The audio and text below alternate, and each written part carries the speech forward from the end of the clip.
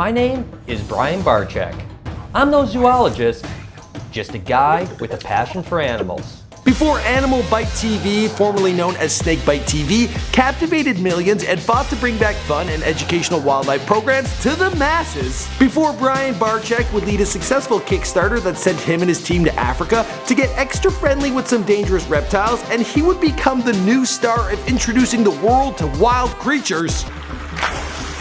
Oh boy, he's pissed off now. Go, dude, go! I'm gonna jam my thumb in its butthole now. This should really piss it off. Before Brian Barczyk got recruited by the Discovery Channel to be part of an elite team of snake handlers in the show Venom Hunters. Before I owned one of the largest collections and breeding facilities of reptiles with over 30,000 snakes under one roof. Oh, whoa, Brian!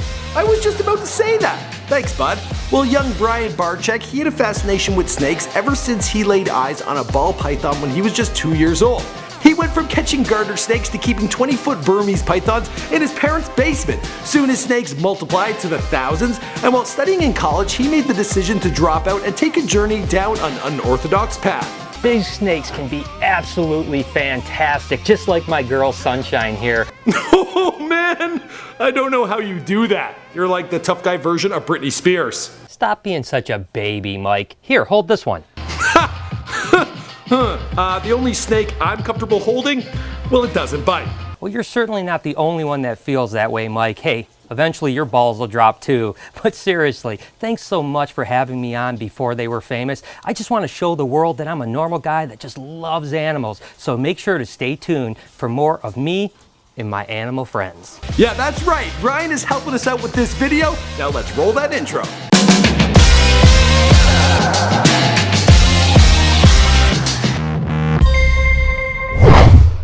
Brian Barczyk was born in Detroit, Motor City, Michigan on September 6, 1969. His parents, Karen and Larry Barczyk, noticed Brian was an animal lover from a young age. One day when he was 2 years old, they brought him to the Belle Isle Zoo just outside the city, and when he laid eyes on a ball python for the first time, he fell in love. Brian attended Roos Elementary and spent his days as a kid catching garter snakes in the woods. His mom wouldn't let him keep them in the house, so instead he had to keep them in boxes out in the garage. He would tend to them over the summer, but dreaded the day that came around every fall when he would have to release his pals back into the wild. Don't worry, Brian, one day you'll get your shot. And boy, oh boy, did he ever. Brian went to Centerline High School and started listening to heavy metal bands like Stained, Korn, and Slayer, a fitting soundtrack for this one-of-a-kind badass. Feeling like a freak on a leash. But the freaks Brian would really relate to, he didn't want to have on any kind of leash. His love for animals led to him finding work at a pet shop when he was just 15 years young. And finally, he convinced his mom to let him get a pet snake. She agreed, but would soon regret it when he brought home a Burmese python. That's one of the largest snakes in the world. Now, I can't imagine mom or dad were too happy about that. But I guess when you know how to handle a 20-foot snake, people really won't mess with ya. And Detroit, well, it's a tough town. So good on him. I'm serious, kids are getting shot in the street. But would you shoot a guy who's carrying a python? I wouldn't. No. Imagine he was going through the drive-thru with that thing. Yeah, no matter what situation, I wouldn't mess with him. And when you're handling something like this, you gotta really be careful. Taking a bite from her, which I've done in the past, is never a fun thing. I know, this guy is next level. Soon nature took its course and Brian's mother's basement was filled with over 250 snakes. They soon multiplied into many more, and Brian was making enough money off the sales that he was able to buy his own house when he was only 19 years old. Yeah, good for him. Although the house is in Detroit, still, good for him. Brian then devoted the entire basement of his new crib to snakes, and his business, it took off from there. That must have been a hit with the ladies. Please tell me, Brian, that you would invite them to your snake pit. Chicks dig snakes. And hey, a few lucky ones even got to pet my python. He had a brief stint studying microbiology at Macomb College, but by his second year was making way more cash selling snakes than he ever could as a biologist, so he dropped out to concentrate more intensely on his business. Now, the proud owner of BHB Reptiles, Brian was acting manager, caregiver, and even a consultant for people with difficult snakes. He would be up at the crack of dawn to tend to his slithery friends, along with his dedicated employees. But the handling of snakes is no easy task. And when it comes to snakes, well, they bite. Luckily, they only work with non-venomous species, but those things still hurt like a bitch. And it's rare for Brian to go through an entire day without getting bit. Yeah, the man's risking it all. What I have here is an olive python. Albino olive pythons have become, oh, let me go. Okay, yeah, she's got me pretty tight.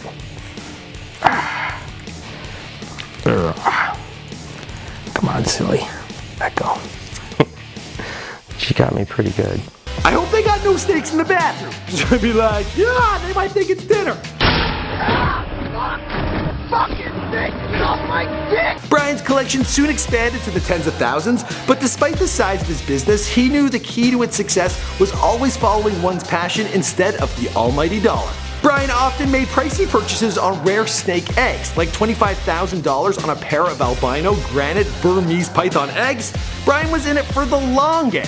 Investments may not have paid off at first, but with perseverance and passion, he and his team were able to produce groundbreaking snake mutations, no joke.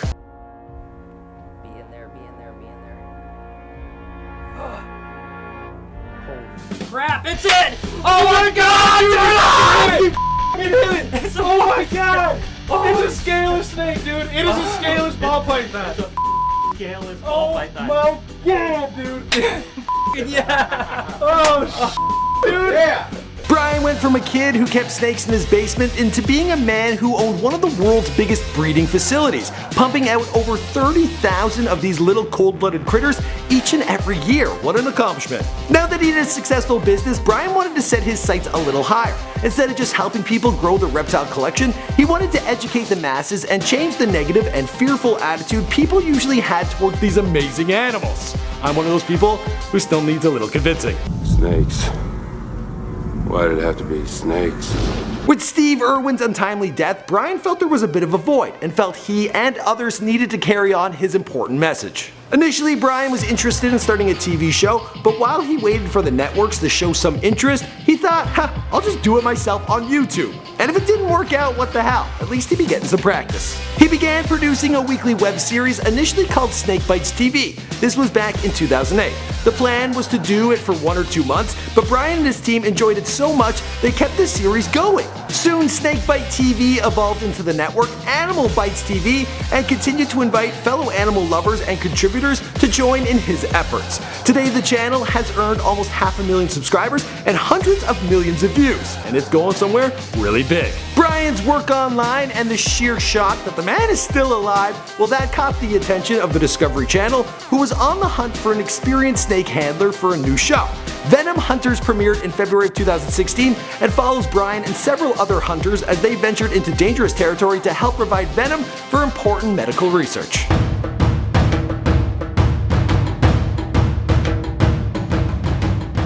My name is Brian Barczyk. And the rest of the story, well, the rest of the story you know because this is before they're famous. I have had it with these motherfucking snakes on this motherfucking plane. Now, I want to thank Brian for making some original content for this video.